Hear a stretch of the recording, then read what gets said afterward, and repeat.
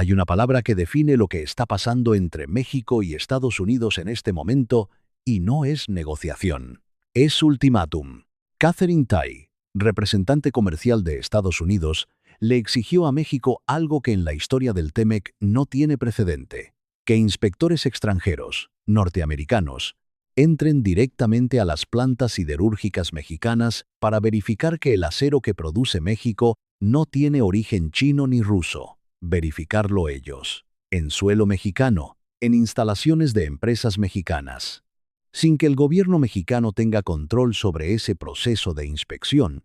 La regla que Washington invoca se llama fundido y vertido, del inglés melted and poured, y es un estándar técnico que describe el proceso completo de producción del acero, desde la materia prima hasta el producto final, con el objetivo de garantizar que todo ese proceso ocurrió en territorio norteamericano o de sus socios comerciales autorizados. Técnicamente describe el proceso de producción del acero desde sus materias primas hasta el producto terminado.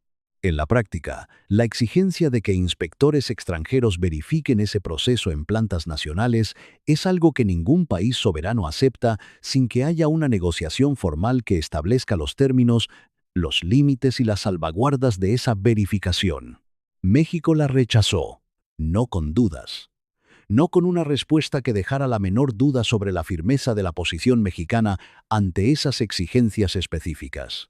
Con un rechazo oficial que calificó las condiciones de Washington como una violación a la soberanía industrial mexicana y una extralimitación de lo que el TEMEC permite. Y esa firmeza no fue una postura improvisada de un funcionario de segundo nivel. Fue respaldada desde el nivel más alto. Claudia Sheinbaum. Quédate. Porque este conflicto sobre el acero y el aluminio no es una disputa técnica sobre certificados de origen ni sobre procedimientos aduaneros. Es el primer gran enfrentamiento de la era Sheinbaum con la lógica proteccionista que Washington lleva años intentando imponer sobre la relación comercial con México. Y la manera en que México lo está manejando dice algo muy preciso sobre el tipo de gobierno que Sheinbaum quiere ser desde el primer día de su administración. Para entender por qué el rechazo mexicano es tan importante, primero tienes que entender qué está pidiendo realmente Washington y por qué lo está pidiendo ahora. El contexto inmediato es la política de acero y aluminio que Estados Unidos ha mantenido y endurecido en los últimos años. Washington impuso aranceles globales sobre las importaciones de acero y aluminio como medida de protección de su industria doméstica, con excepciones negociadas para ciertos socios comerciales. México obtuvo una excepción bajo el TEMEC, pero esa excepción viene con condiciones. El acero que entra a Estados Unidos desde México tiene que ser acero genuinamente norteamericano, no acero chino o ruso que simplemente pasa por México para evitar los aranceles que esos países sí pagan. Eso en principio es razonable.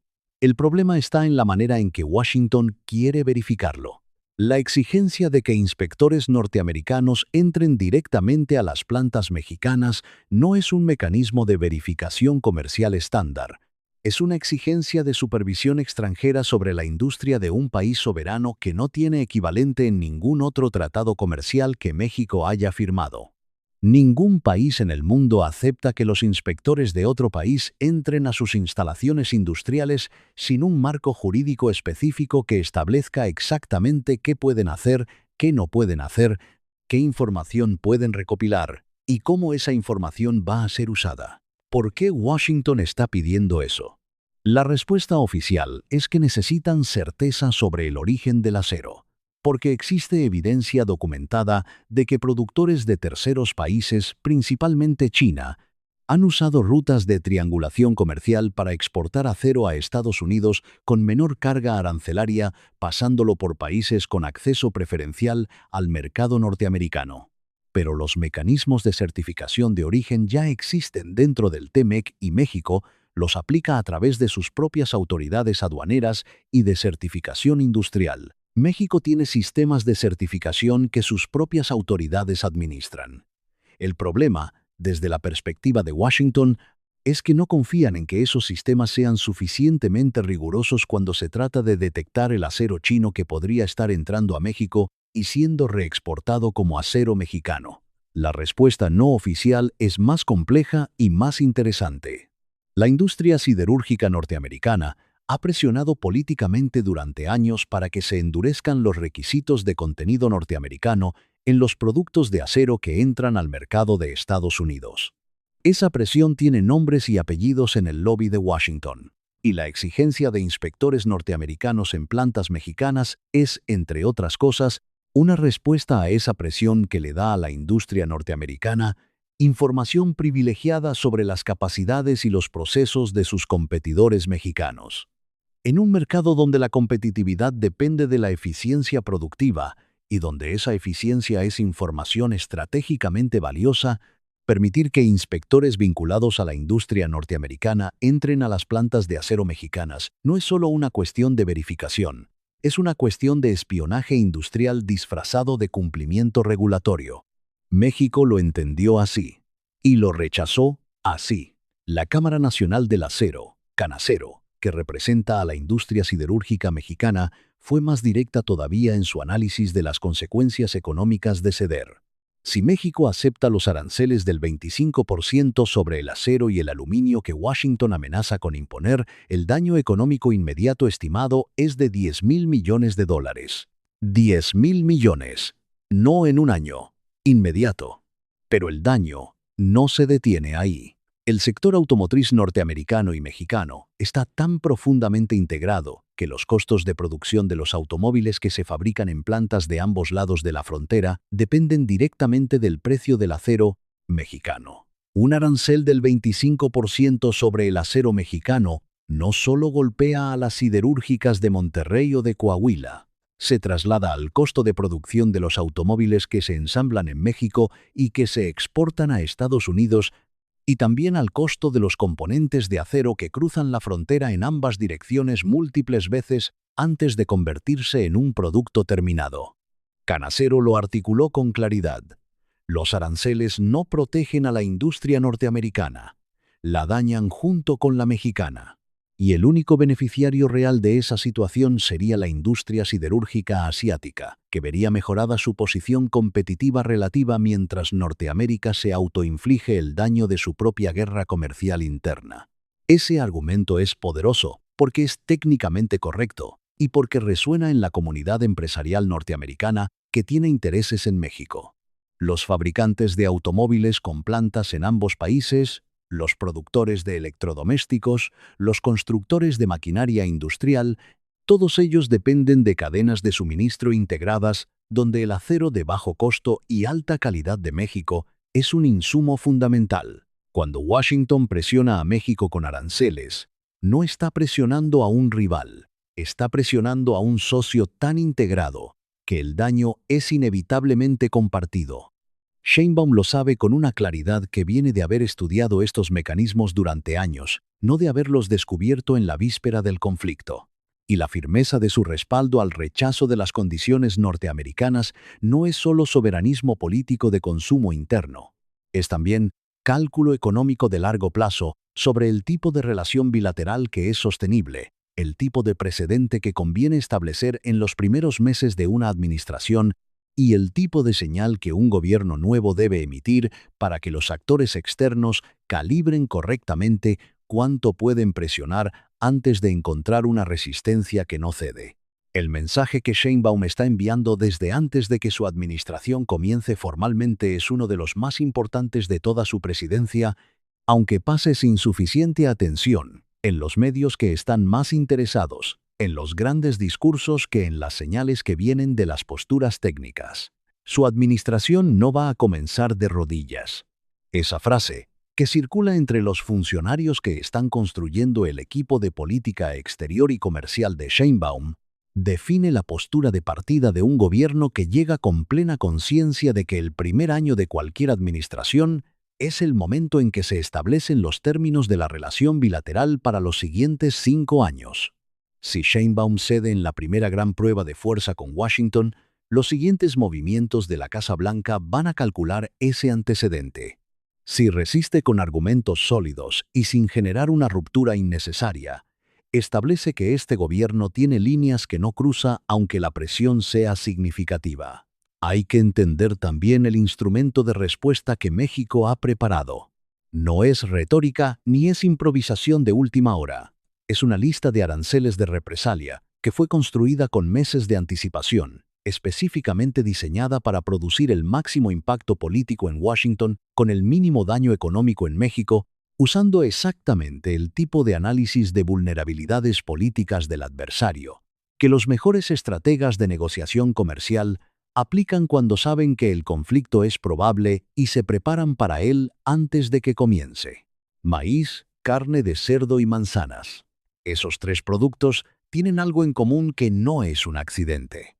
Los tres se producen masivamente en estados del Corn Belt y del Middle West norteamericano, los mismos estados que determinan el resultado de las elecciones presidenciales de Estados Unidos.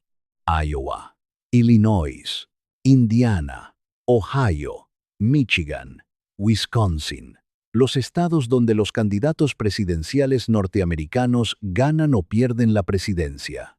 Un arancel mexicano sobre el maíz norteamericano no solo afecta los ingresos de los granjeros de Iowa, afecta la base electoral de los legisladores republicanos que respaldan las políticas comerciales agresivas de Washington hacia México.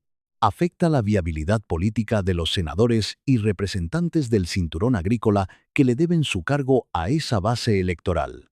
En otros términos, México está apuntando con su lista de aranceles de represalia exactamente a donde más duele políticamente, no donde más duele económicamente. Porque el objetivo no es iniciar una guerra comercial total. El objetivo es generar suficiente presión política interna en Estados Unidos para que los actores norteamericanos que más tienen que perder con esa guerra la detengan antes de que comience. Eso es ajedrez, no checkers.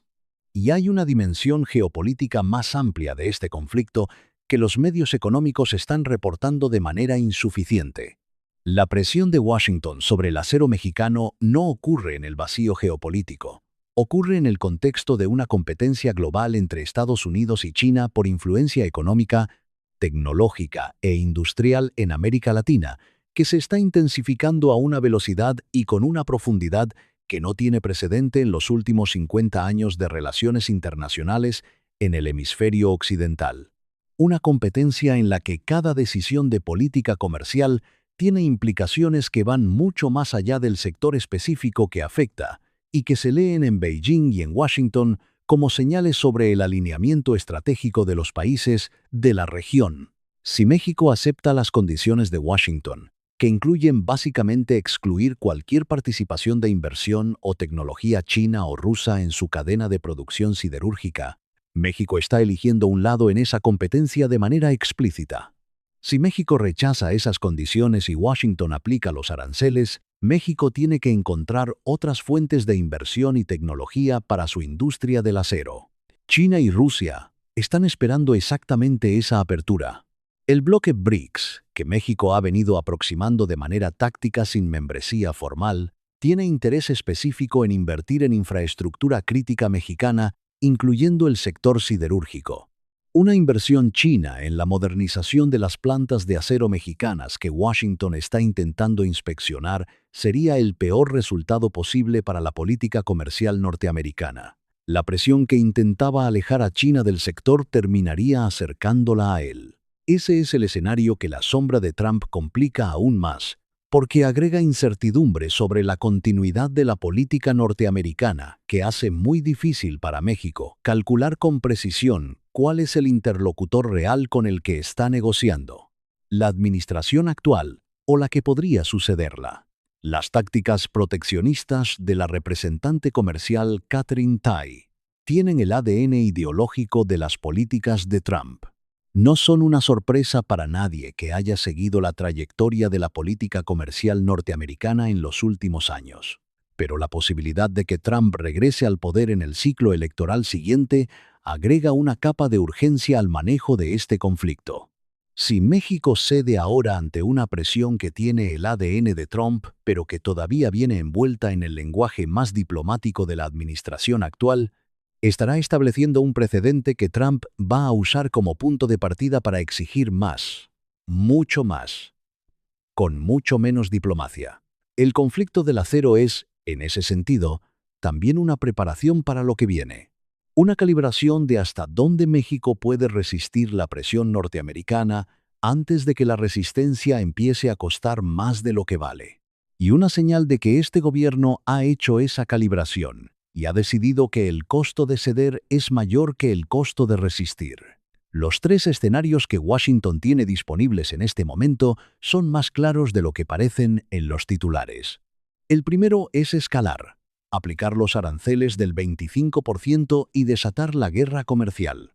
El resultado predecible es inflación en los precios de los productos que usan acero en Estados Unidos, pérdida de competitividad de la industria automotriz norteamericana que depende del acero mexicano y un fortalecimiento de la posición de China en el mercado siderúrgico latinoamericano. No es un escenario que beneficie a Washington de ninguna manera que sea políticamente vendible a los votantes norteamericanos que ya están sintiendo los efectos de la inflación. El segundo es retroceder, retirar las exigencias de inspección directa y buscar un mecanismo alternativo de verificación de origen que respete la soberanía mexicana. Ese escenario sería presentado en los medios norteamericanos como una derrota política de la administración frente a México. Políticamente incómodo, pero económicamente racional. El tercero es el único que tiene sentido a largo plazo. El diálogo racional que busque mecanismos de certificación de origen que sean técnicamente rigurosos, que satisfagan las preocupaciones legítimas de Washington sobre el acero de terceros países que pasa por México y que respeten la soberanía industrial mexicana sin requerir la presencia de inspectores extranjeros en instalaciones nacionales. Ese tercer escenario existe. Los instrumentos técnicos para construirlo existen.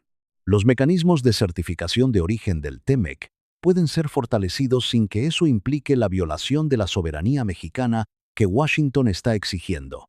La pregunta es si hay voluntad política en Washington para elegir ese camino cuando la presión del lobby siderúrgico norteamericano empuja en la dirección contraria.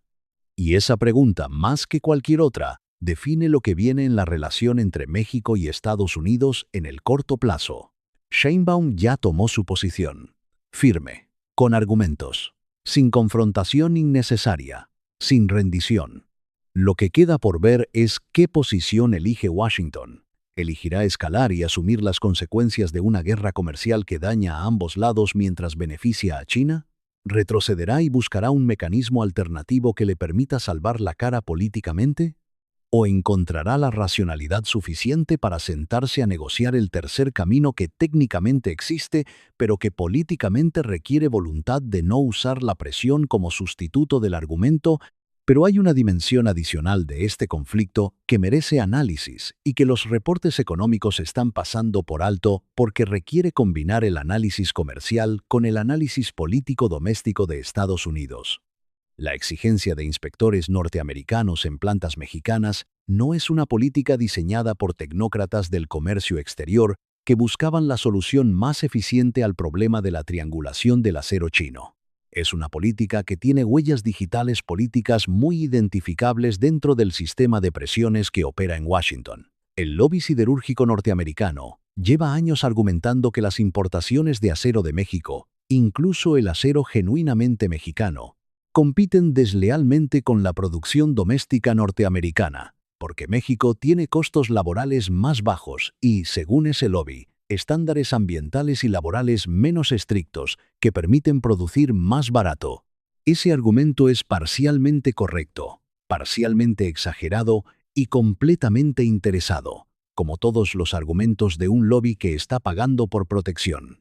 La exigencia de inspección directa sirve a ese lobby de dos maneras. La primera y más obvia es que si México no acepta las inspecciones, Washington puede imponer los aranceles con un pretexto técnico que suena razonable al público general, aunque sea jurídicamente cuestionable.